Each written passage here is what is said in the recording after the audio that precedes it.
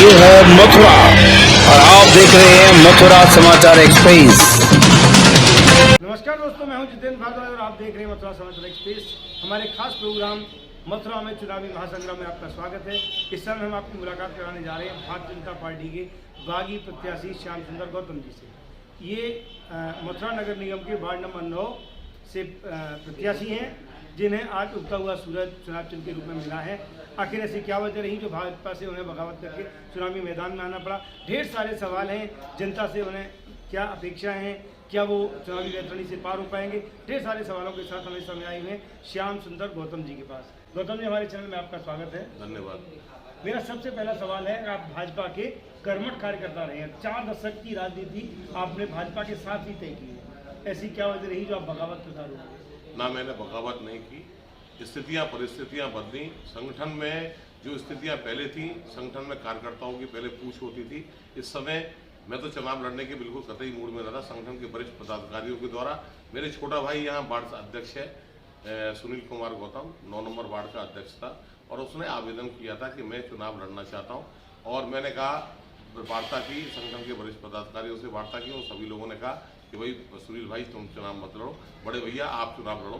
मेरे से उन्होंने बार बार कहा आप यहाँ से अच्छे चेहरा रहेंगे और आप जो चुनाव लड़ के जीत भी सकते हैं, और नए चेहरे को संगठन चुनाव उतारना नहीं चाहता। इसीलिए मैंने तैयारियां शुरू की, मैंने आवेदन किया।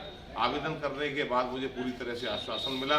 यहाँ से टिकट भी संभल भी चला गया, टिकट भी मिली गई, मेरी टिकट फाइनल भी हो गई, और न्यूज पेपरों के माध्यम से, चैनलों के माध्यम से मेरी टिकट भी फाइनल हुई। लेकिन अंतिम समय पर लखनऊ से वो मेरी टिकट काट दी गई। तो मैंने पार्टी के रवैये से क्षुब्ध होकर, मन में बड़ी पीड़ा थी कि 40 वर्षों तक भी जिस परिवार के साथ मेरा, मुझे आश्वासन देकर असम्मान किया गया जो मेरा, मैंने ये पार्टी संगठन को छोड़ा। छोड़ने के बाद मैंने पार्टी से इस्तीफा दिया, क्योंकि बगावत नहीं कर सकता, अपने ऊपर गद्दारी का दाग नहीं ले सकता। मैं गद्दार यदि होता तो पार्टी संगठन में रहते भीतरघात कर सकता था। मैंने ऐसा कोई काम नहीं किया। मैंने माननीय हमारे जो नगर अध्यक्ष है मंडल के विनीत शर्मा जी, उनको फ़ोन किया। फ़ोन के बाद मैंने अपना रिजाइन पत्र उनको सौंपा कि मैं भारतीय जनता पार्टी की प्राथमिक व्यवस्था से इस्तीफा दे रहा हूँ। और उसके बाद मैंने मथुरा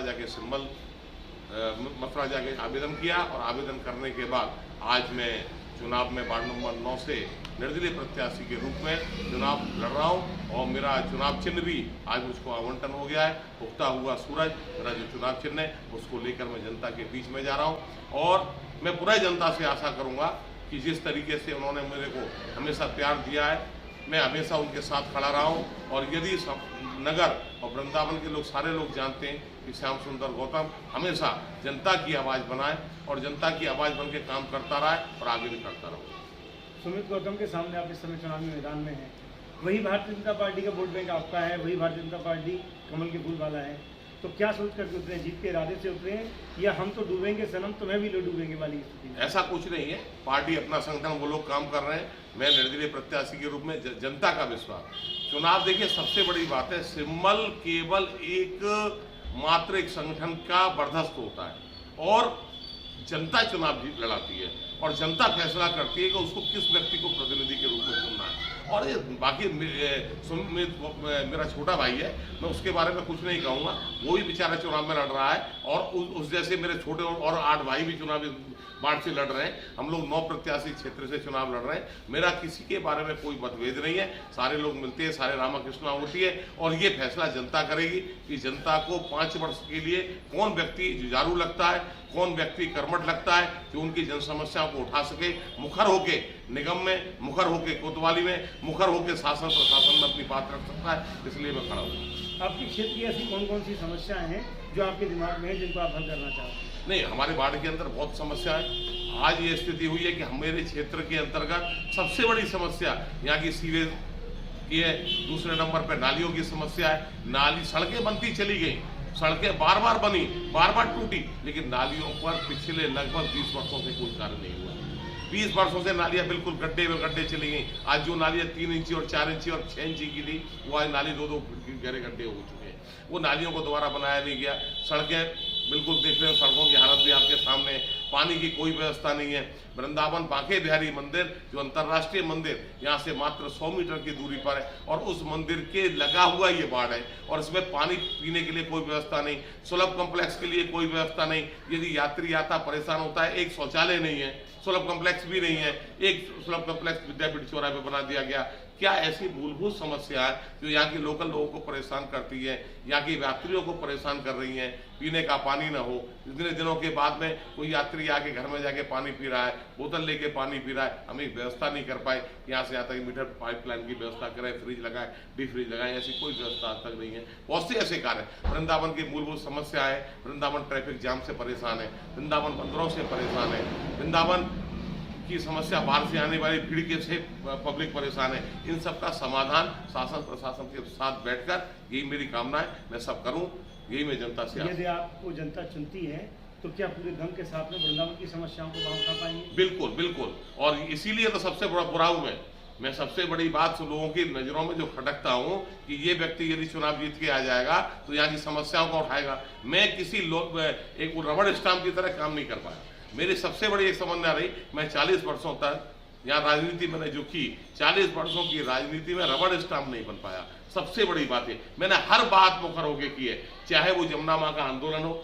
जमुना आंदोलन से लेकर चाहे वो सड़कों पर ट्रैफिक की समस्या हो, चाहे या पब्लिक के किसी भी आंदोलन की समस्या हो, मैं मुखर होकर सड़कों पर लड़ता हूँ। इसलिए हो सकता है कि मैं जनता की आवाज़, यहाँ के व्यापारियों की आवाज़। यमुना प्रदूषण बहुत बड़ी समस्या है, वृंदावन के पार्षद, मथुरा के पार्षद इस बात को दमखम से नहीं उठा पाए, क्या आप उठा पाएंगे? मैं बिल्कुल उठाऊंगा और आपको ये बता दूं, जमुना आंदोलन के तहत 2010-2011 में मैं जंतर मंतर तक गया था और जंतर मंतर पे भी मैं आंदोलन किया था, आमरण अनशन पर भी बैठा हुआ था। वृंदावन में आमरण अनशन पे हम लोग बैठे थे और ये आंदोलन जबर रमेश बाबा के नेतृत्व में, मैं उस आंदोलन का भानु प्रताप सिंह गुड़ किसान आंदोलन ने किया था रमेश बाबा के साथ में, और मैं जंतर मंतर में बैठा था। और रीता बहुगुणा उस समय प्रदेश कांग्रेस की अध्यक्ष थी और उस समय वहां के जल संसाधन बोर्ड के अध्यक्ष और जल संसाधन बोर्ड के मंत्री और माननीय पूर्व विधायक प्रदीप माथुर, उनसे भी सवाल जवाब मैंने किए थे और वो शायद मेरे आपकी कटिंग जो है मेरे पास भी अखबार उजाला में पहुंची, जिसका फ्रंट पेज में मेरा फोटो और वहां की जनता की भीड़ भी दिखाई दी थी। आपने शुरू से ही यमुना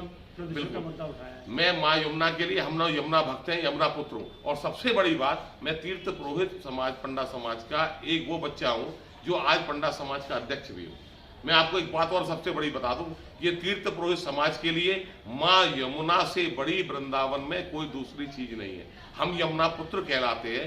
कोई भी कहीं पे जाएंगे आपको रिकॉर्ड में गंगा के किनारे तीर्थों में रहने वाले तीर्थ पुरोहित गंगा पुत्र कहलाते हैं और वृंदावन में और यमुना के किनारे रहने वाले तीर्थ पुरोहित यमुना पुत्र कहलाते हैं। तो मैं तो, हम लोग तो यमुना पुत्र वैसे भी है, माँ यमुना की शुद्धि के लिए हर समय कार्य करने का प्रयास करेंगे। जिस समय वृंदावन नगर पालिका हुआ करता था, मथुरा नगर पालिका हुआ करता तो उस समय जो टैक्स थे वो बहुत कम थे। लोगों में इस बात को लेकर के भारी आक्रोश है कि वो टैक्स 100 ग्राम से अधिक बढ़ा दिए गए, उसके अनुरूप सुविधाएं नहीं दी गई। तो टैक्सों को लेकर आपकी क्या राय है, क्या विचारधारा है? देखिए, सबसे बड़ी बात है, जिस समय निगम बन रहा था हम लोगों ने निगम का विरोध किया क्योंकि हम जानते थे कि वो लोग विकास नहीं करें, क्योंकि वृंदावन की पब्लिक, मथुरा की पब्लिक ने कभी हमारा साथ नहीं दिया। सत्यता तो ये पब्लिक ये नहीं चाहती थी कि वृंदावन में निगम, सरकार तो ये चाहती है विकास के नाम पर इसको निगम बना दिया गया, लेकिन निगम की जो टैक्सेज थे, 300 रुपये पानी का टैक्स जाता था, 60 रुपये, 70 रुपये, 100 रुपये, 200 रुपये मकानों के, छोटे मकानों के टैक्स जाते थे। अब उन्होंने 1 रुपये 65 पैसे 70 पैसे स्क्वायर फीट का रेट रखा है। आप ये मनाइए कि 5 रुपये गज की कीमत, कम से कम 5 रुपये से 6 रुपये गज की कीमत हो गई अब यहाँ पर, और 10 से 12 रुपये गज की कीमत में टैक्स पड़ेगा। कितने परसेंट? उसका हाउस टैक्स हो गया, उसका फिर वाटर टैक्स हो गया, उसका सीवर टैक्स हो गया। तो आप ये मानिए एक प्रॉपर्टी का यदि 100 गज का मकान उसका है तो 100 गज के मकान पे 1200 रुपये, 12 रुपये टैक्स के हिसाब से बंदा लगा, 1000-1200 रुपये टैक्स का साल का खर्चा पड़ गया। ये बहुत ही गलत है। और कुछ तो ऐसा हुआ है, इन्होंने जो जाँच कराई गई, जहाँ मकान 60 गज का है वो 300 गज का लिख दिया, जहाँ मकान 100 गज का है वहाँ उन्होंने 1000 गज का लिख दिया। इसमें सबसे बड़ी गलती है। और मैं तो ये कह रहा हूँ कि शासन प्रशासन को या अपर आयुक्त साहब को, नगर अपर आयुक्त साहब को संज्ञान में लेना चाहिए और लेने के बाद स्क्रूटनी करानी चाहिए और स्क्रूटनी कराने के बाद में उनकी जांच कराने के बाद उनके सही सर्किल रेट लगाकर उनका टैक्स कम करा जाना चाहिए। ये आपका मुख्य मुद्दा रहेगा? ये बिल्कुल रहेगा। मैं चर्चा करूंगा कि जो सर्किल रेट सरकार का निर्धारित है, में निगम के अंदर जो रेट है वही रेट लगना चाहिए। यदि 100 गज की प्रॉपर्टी है उसको 300 गज 400 गज न बना के वो टैक्स जो वसूल रहा है वो नहीं होना चाहिए। इसके अलावा आपके बंदरों की समस्या है? वृंदावन में बंदरों की समस्या है, वृंदावन में ई रिक्शाओं की भारी समस्या है, ट्रैफिक की बहुत समस्या है, और सबसे बड़ी बात वृंदावन में मुझे तो अफसोस होता है वृंदावन की जनता को। आपने एक बात देखी, विद्यापीठ चौराहे से लेके रेलिंग लगा दी, शासन प्रशासन के सामने कोई बोलने वाला व्यक्ति नहीं रहा, रेलिंग लगाकर बांके बिहारी मंदिर तक बंद कर दिया गया। कोई व्यक्ति यदि मर जाए तो वहाँ से निकाला नहीं जा सकता, बैन नहीं जा सकती, लोग नहीं जा सकते। हमने कई बार, अभी आईजी साहब आए थे, उनके सामने अच्छे सुझाव दिए, मंडलायुक्त साहब ने सुझाव अच्छे दिए, डीएम साहब को कई बार बताया गया, लेकिन सबसे बड़ी बात है कि अभी तक कोई भी प्रोसीडिंग में वो चीज़ नहीं आती। क्योंकि मैं हमेशा इस बात को उठाता रहा हूँ कि अरे वृंदावन की बांके बिहारी मंदिर की जो समस्या है वो कोई ज़्यादा बड़ी समस्या नहीं है। आप बाबा बैजनाथ धाम चले जाइए, आप वैष्णो देवी चले जाइए, आप कृप्ति बालाजी चले जाइए, वहाँ की व्यवस्थाओं के हिसाब से वृंदावन की यदि व्यवस्था बना दी जाए तो ये व्यवस्था समस्या कोई रहेगी नहीं। अभी आपने श्याम सुंदर गौतम जी को सुना, जो 40 साल तक भारतीय जनता पार्टी के साथ रहे, वृंदावन पालिका जिस समय थी उस समय सभासद रहे। इस समय वो भारतीय जनता पार्टी से अपने पद से इस्तीफा दे करके निर्दलीय चुनाव के रूप में उतरे हुए हैं। उगता हुआ सूरज इनका चुनाव चिन्ह है।